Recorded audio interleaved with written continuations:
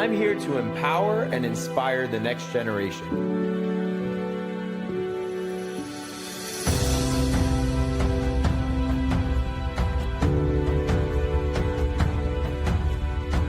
This week, the creator of the curriculum, DJ Hapa. DJ Hapa. Sometimes you are given something and it is really your job to figure out, do I take this as is or do I try to find what lies beneath? I am so grateful and so blessed to have been able to do so many amazing things through my career and through my life. But the biggest blessing is getting a chance to wake up every morning excited to see what God is going to do through me next. All right, here we are. Good morning. Good morning. Thank you for joining us here. My name is Coach Hapa from the DJ Coach. If you've never been here before, welcome. I will be handling basically any questions that you might have. I want you to go ahead and put them in the chat. I see Brayside checking in all the way from the other side of the world. Good to see you, brother. This is an opportunity for me to be able to share it with you, to be able to help you with wherever you're at. Maybe you're at a very beginner level. Maybe you just got a controller yesterday and you're trying to figure it out. We are here to help you with all that. Or maybe you've been DJing for 20 years, 30 years, 35 years, 40 years, and you feel a little bit stuck, or you know that there's things that you still want to work on. Amazing. Here for all of that too. And anything in between, whether you're a hobbyist and this is just an expensive hobby, or this is something that, you know, is a side hustle for you, or you're really looking to take this pro, we're here for all of that as well. So welcome in. It's a little bit early my time. I'm out in California. I'm in the LA area. It is 8 o'clock in the morning here. Certainly not DJ hours, but I'm here. I wanted to be able to come on live and be able to help people wherever they might be at. So I've got a few things that I've got some questions already that I need to address. I'm going to jump in and do that in just a moment. But if you're here live, I want to prioritize you being here live. Time is the most valuable resource that we have, and especially spending this live time together, that's super important to me, and I recognize that you're here. So thank you for being here. Thank you for wanting to be a better DJ. Thank you for just checking this out. So go ahead and put in the chat either where you're from or any type of question that you may have, and I'll do my best to be able to address all of those questions. So stick with me here. And if you're on Twitch, which I see DJ Joey Mack joining us on Twitch. What's going on, Joey? I see Ruben. Welcome, man. You're on YouTube. I see you there. And yeah, of course, we've got Brayside checking in as well. So we're going to get into this. Fellas, ladies, feel free to put it again in the chat, any question that you might have. And by the way, you don't need to have a question to be here. You could be here to just sort of absorb and listen to other people's questions and other people's and the way that I might answer something, or the discussion that we get into as well. So my hope is that this is time well spent. That is the goal. Okay, so let's do this. One of the questions that came up that I want to address is how to set things up, or like we get this question a lot with people not sure which cables they need or how to set up a recorder. We were talking about this the other night. So here's what I want to do. I want to share with you a couple of key tips. If you are setting anything up, this is music for a live event, for you to DJ at a live event. This is you trying to set up your live stream setup at home. Whatever this is, here's what I would recommend. Two things. Number one, grab a sheet of paper. And I've had some resistance. There's been students who have resisted me on this, and then later on have confirmed that they should have done this because it would have made life a lot easier. Trust me. Trying to give you this game ahead of time. So grab a sheet of paper, and I want you to create and draw out what it is that you're trying to set up. So let me go here. Let me see if you can see this. You should be able to see this here. Yep. Okay. All right. So let me see if I can make this a little bit. Yeah, there we go. All right. So, and I see Joey Mack here, and Joey Mack and I have done this before, but like one of the things that you would need to do here is, let's say, depending on what the controller is that you have, right? So I need to figure out what controller I have. So today, let's say I have a Flex 4, something very simple. This is my Flex 4. And I'm just trying to take this out and DJ for the first time in front of a crowd. Okay, so I need to figure out a couple of things. Number one, what am I going to use to be able to get sound going? Am I going to use a Bluetooth speaker? Do I have a set of speakers that I'm using? What is that I'm going to use? And what is the connection on those speakers? So let's go back to this. So let's say I borrowed a QSC from a buddy of mine, and this is a QSC K10. Okay, so this actually has some different inputs, and so I need to run out of my Flex 4 into the speaker. So I need to know what cables I need. We'll talk about this in just a moment. And then also with my Flex 4, I need to figure out what am I going to use for music, right? Am I using a laptop? By the way, forgive my drawings if they're they're not the greatest, but I need to connect my laptop, and so my laptop out of the Flex 4 is a USB-C cable out of the Flex 4 and into my laptop. If my laptop takes a USB-C cable, then good, I'm in business. Now let's say I need to plug up a microphone. Okay, so now I need some sort of microphone. All right, I'm gonna plug the microphone into the Flex 4 as well. And the microphone going into the Flex 4, what's my cable in here? Well, on the back of the Flex 4, if I look at the back of the Flex 4, let me see if I can get this on the camera here. Let's see. This is going to be upside down a bit, but you can see this. You see this? I've got a unbalanced 1/4 inch input into the back of the mic. Now you'll also notice there's a little attenuation knob. Now I know you're upside down. I know you're looking at this upside down right now, which is also how you would be looking at it if you were me. Right? Like this is also important. It's important for DJs to get used to seeing things in this particular way because that's how it's going to be at a venue. Let me put this keyboard away for a minute here. So that's how it's going to be at a venue, is that you'd be looking at it from that perspective. By the way, just want to point this out, this book, First 50 DJ Techniques You Should Know. I'm about to reference this in just a moment when we talk about cables. All right, let's go back to this real fast. Okay, so I've got the Flex 4 going into my mic input, which is actually over here, and that's a 1/4 inch in. That's the cable. I'll talk about this in just a moment. Now, what is the out of the mic? So it can't just be any mic. Like you can't just go and grab that Yeti Bluetooth mic that you maybe have laying around and you're getting out and try to plug that in to your Flex 4. That's not going to work. And so you have to know some of these connections. We have to be aware of some of these connections, which let me go to this one real fast here. Can you see my... Yeah, there we go. Okay, so we've got like choosing speakers. So here's a good example, right? On the back of the speaker, this is actually a JBL Eon 1. Similar to the QSC. Actually, this is a QSC layout over here on this side. But on the back of the QSC, I've got a couple of different inputs.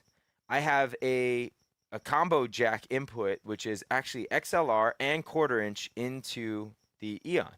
Or in this case, this is an Eon, but into the QSC, I've got the same. So I need to get out of my Flex 4 is an RCA cable. In fact, let me show you this. So these gold ones that I've got here that I plugged in the studio, this is a red and a white, and this is my right and my left channel, right? So this is my RCA out. And I think it would be helpful for me to show you this, which is cables, concept 920, page 20. Okay, so this is a really great visual. So we need to know, these are the basic cable connections that we need to know as a DJ. We're not going to run into a ton more than this. Like this would cover 90% of what you would run into in the field as a DJ. So XLR cable, right? You can see there's 3 pins there. And that was a part of that combo jack that then would go into the speaker. So into the speaker would actually be an XLR male connection. And then out of my Flex 4 is going to be an RCA out. So I do need to know those pieces. And if I don't know those pieces, then I'm going to be in real trouble because I won't know what cables I need. Like, how do you know when you go to the store, how do you know which cables you need to buy? Or you go to Amazon, how do you know which cables to buy, right? So I need to know that. So I need an XLR male cable. And then I also, on the other end of it, I need an RCA male cable in order to connect it all.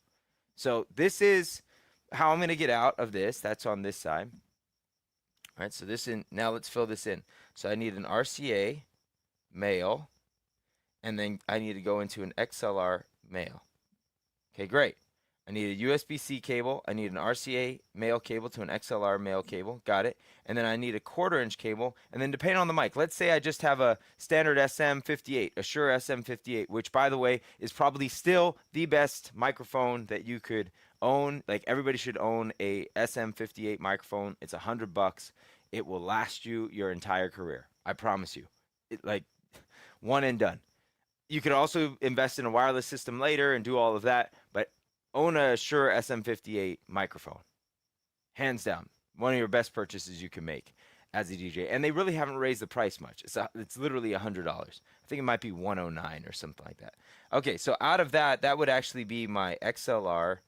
I believe it's XLR female coming out. Yes, it's XLR female coming out of the mic, my SM58, and then it's 1/4-inch male going into the Flex 4.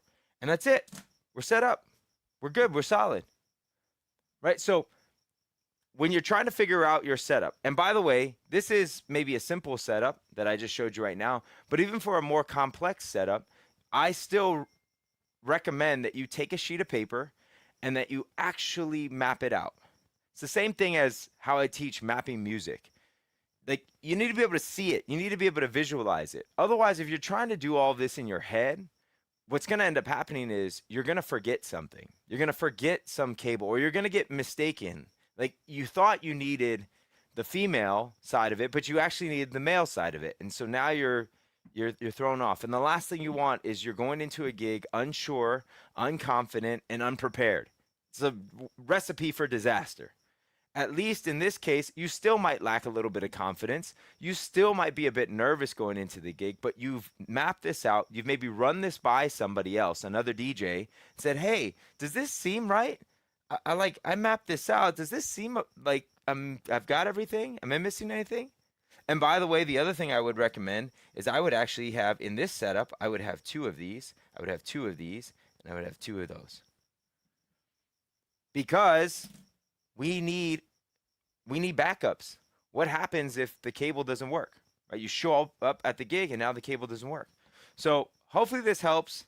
This now gives you an idea of what you need in terms of your setup. This was just one example with the Flex 4.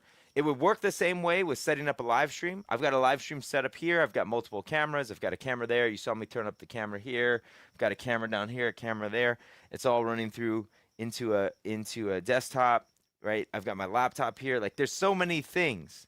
There's so many things. I've got HDMI cables running this way and that way. I've got capture cards all over the place. I've got a mixer over here, another mixer down here, right? Like it can get really complex. And even in setting up this studio, this is not the first version of this setup. This is probably version 4, 5 maybe, 5 of this setup. So every time I've done that, I have done exactly what I've shown you here, just with more drawings. My friend Lavonda is here. What's going on, Lavonda? Good to see you. We still need to connect, by the way. We still need to connect. Okay, if you've got a question, this is your opportunity. Put it in the chat. I will do my best to answer that. Hopefully that helps. And actually, now that I'm thinking about it, there was one more thing. I know I said there were 2 things of this. The first piece of advice I said was drawing, right? Like drawing it out. The second piece of advice would be get online and get used to pulling up pictures. Let me see if I can do this. Let's see what's the easiest way I can do this. I'll do this here on my side. Go online and you'll start to pull up pictures. Let me see if you can see this. Can you see this? Wait, no, you probably can't see that yet. Hold on, give me 1 second. Let me get this working on my side.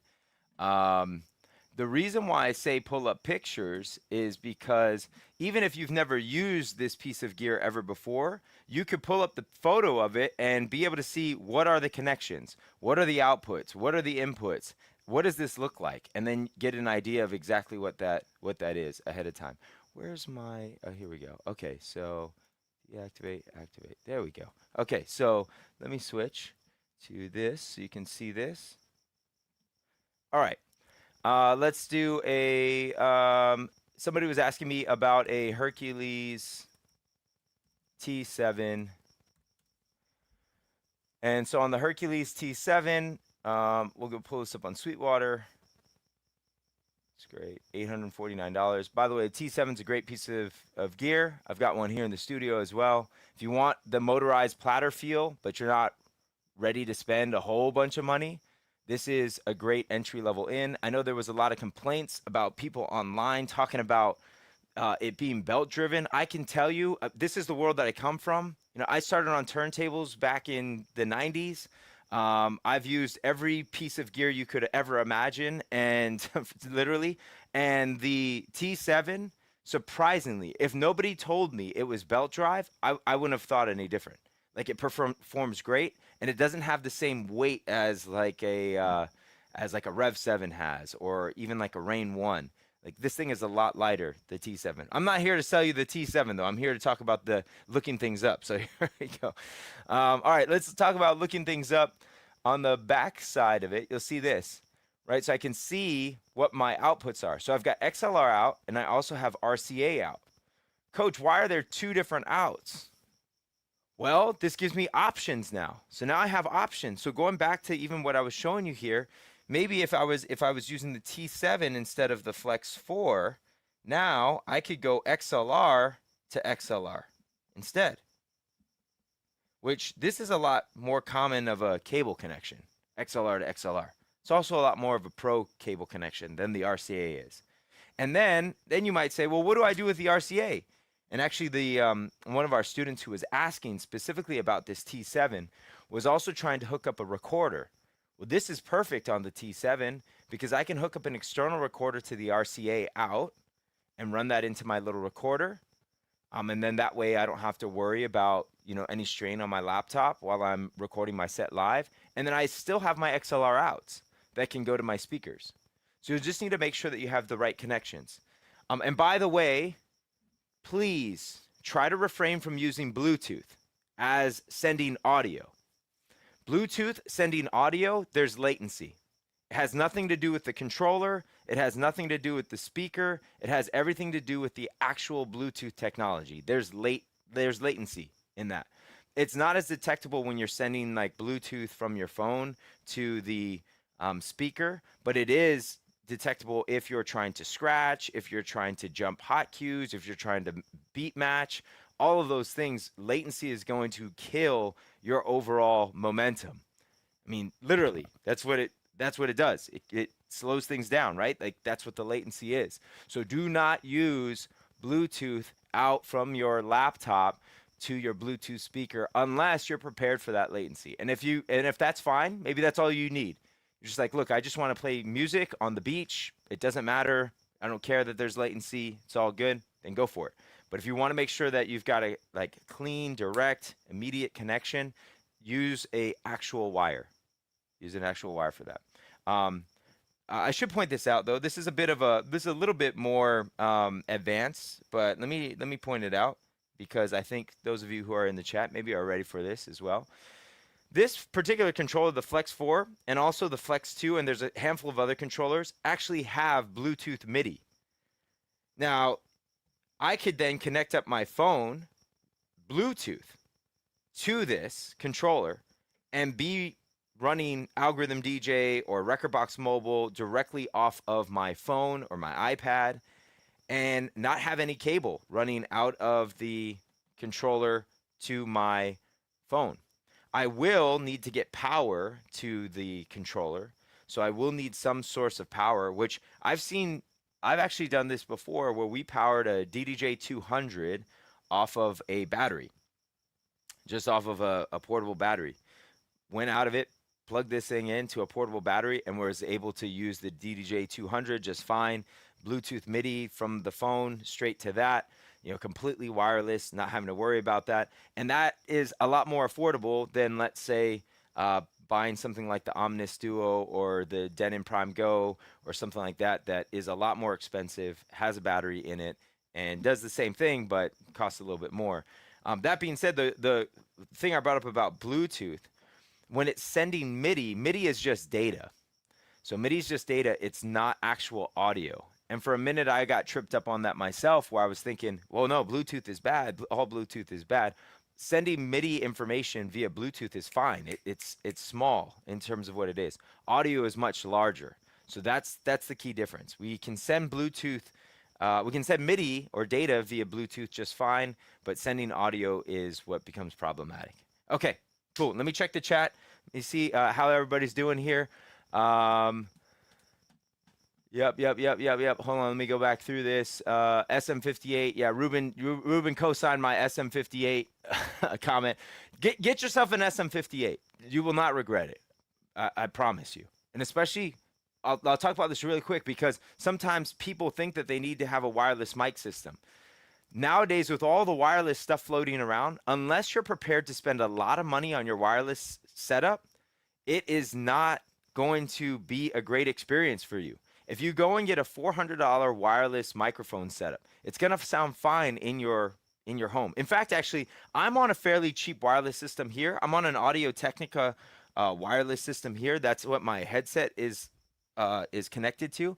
And I've got a little bit of wireless happening here in my studio, but it's nothing compared to what it would be out in the field where you now have 100 people, 200 people, all with wireless phones, all with things that are floating around. You're going to create all sorts of interference when it comes to that cheaper mic system. So in order to really do this and not have any type of interference, you're going to need, $1,000, $2,000, $3,000 wireless system in order to do that. Now, if you're not prepared to spend that amount of money, I still say that the best case scenario is a wired mic. Still to this day, it hasn't failed me.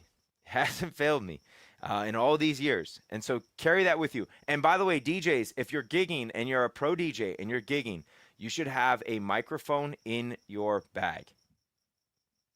Even though the venue might provide one or X, Y, and Z, like have a microphone in your bag. You never know when you're going to need it. And by the way, wait, where's my, hang on a second. I just had this. I was just literally looking at this.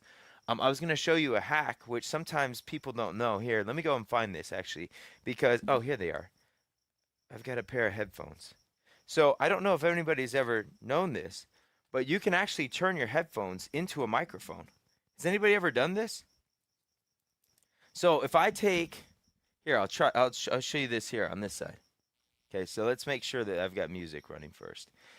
Tell me in the chat if you can hear this. Hold on, I need to pull up something that's not going to get me shut off the stream here. All right. Can you hear this? Hold on one second.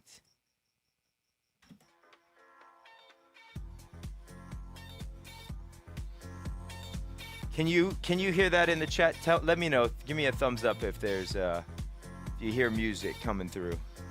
You should hear one of the greatest songs of all time, in my opinion.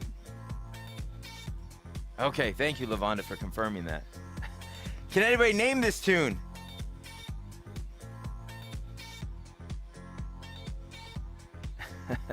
What is it? Anybody know what it is? Let's see if you got that. Let's see who gets it. For 10,000 points, what is the song? Did anybody know? Stardust. Music sounds better with you. Funny story. Funny story about that song, which maybe we can get into later.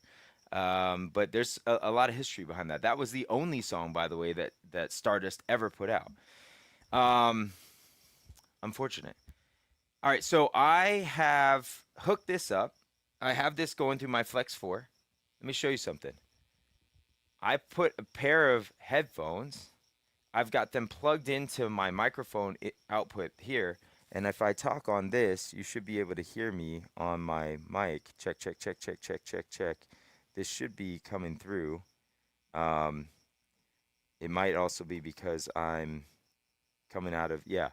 So you can actually hear this coming out of the microphone on from my headphones. Oh, actually there, it's the wrong one. There we go. Check, check. Hold on, let me shut off my other mic. Just so you can hear this. Okay, check, check, check, mic check.